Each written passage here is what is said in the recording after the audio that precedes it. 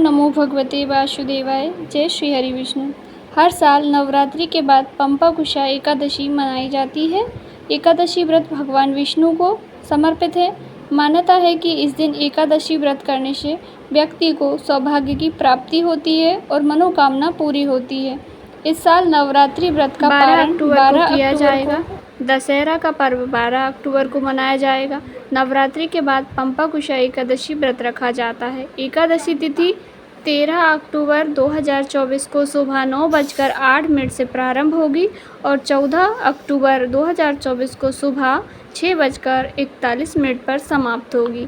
उदया तिथि में पंपाकुशा एकादशी व्रत 13 अक्टूबर दिन रविवार को रखा जाएगा।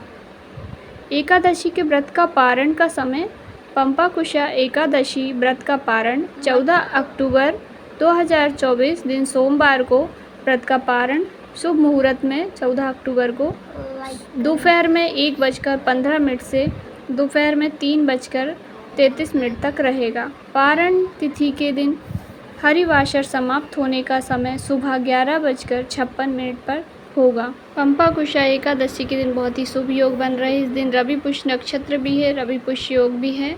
तो इस एकादशी के व्रत में यदि आप श्री हरि विष्णु की पूजन करते हैं, माता लक्ष्मी की पूजन करते हैं, तो आपको सुख सौभाग्य की वृद्धि होती है, अखंड सौभाग्य की प्राप्ति होती है और घर में कभी भी धन धान्य की कमी नहीं होती है।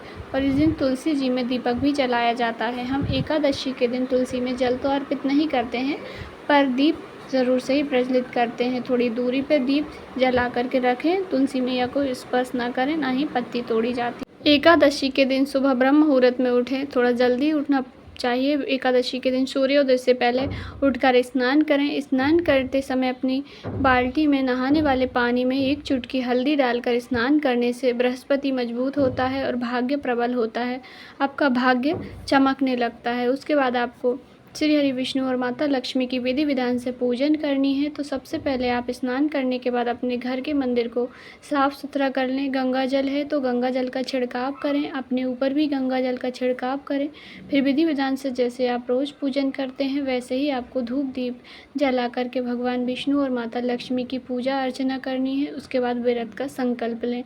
व्रत का संकल्प लेते समय आपको अपने हाथ में जल लेकर के आप व्रत रख रहे हैं ऐसा संकल्प लीजिए। अपना नाम गोत्र बोलकर धरती में छोड़ दीजिए या विष्णु भगवान की मूर्ति फोटो प्रतिमा है उनके सामने छोड़ दीजिए। इस प्रकार से एकादशी व्रत का संकल्प लिया जाता है। व्रत का पारण अगले दिन होगा। एकादशी का व्रत करने से समस्त पापों से तो मुक्ति मिलती है, साथ में सुख सौभाग्य में भी वृद्धि होती है और धन धान्य में भी वृद्धि होती है। यदि आप एकादशी का व्रत भी नहीं करते हैं तब भी यह उपाय ज़रूर से ही करें। पूज्य गुरु जी के द्वारा बताए गए 2 से 3 उपाय जो एकादशी के दिन किए जाते हैं, उपायों की हम बात करेंगे। तो सबसे पहला उपाय है, आप चाहे व्रत रखें चाहे ना रखें, पर आप शिवालय जाएं। शिवलिंग पर जब आप जल चढ़ाने जाएं तो आपको इस दिन क्या करना है, जैसे आप जल चढ़ाते हैं उसी प्रकार से जल चढ़ाइए या पूरा जल भोलेनाथ की शिवलिंग पर चढ़ा दीजिए। या फिर पहले गणेश जी, स्वामी कार्तिकेय, माता अशोक सुंदरी, माता गौरा पार्वती का हस्त कमल, अंत में भोलेनाथ की शिवलिंग। जब आप जल चढ़ाएं तो जल चढ़ाते समय आपको 3 बार अपने मुख से स्वधा स्वधा स्वधा का पाठ करना है। बस इतना ही कह देने से सदा नाम स्मरण करने मात्र से ही आपको एकादशी का फल प्राप्त होता है और पितृदोष से मुक्ति मिल जाती है, भगवान का आशीर्वाद प्राप्त होता है। अगला है, एकादशी के दिन आपको अधिक से अधिक भगवान विष्णु के मंत्रों का जाप करना चाहिए। सबसे अच्छा मंत्र है ओम नमो भगवते वासुदेवाय नमः। या तो आप विष्णु सहस्त्रनाम का पाठ भी कर सकते हैं। इससे भी भाग्य में प्रबलता आती है और धन धान्य की कमी नहीं आती है। अगला है, एकादशी के दिन यदि आपके घर में धन की कमी है, रुपये पैसे नहीं आ रहे हैं, एक कमा रहे हो, 1.25 रुपये खर्च हो रहा है, कमाई से अधिक खर्च हो जाता है, तो आपको एकादशी के दिन एक उपाय ज़रूर से ही करना चाहिए। इस उपाय को करने के लिए 7 बेलपत्री लेनी है, 1 कलश जल लेना है। गुरुजी ने कहा गंगा जल मिल जाए तो काफ़ी अच्छी बात है।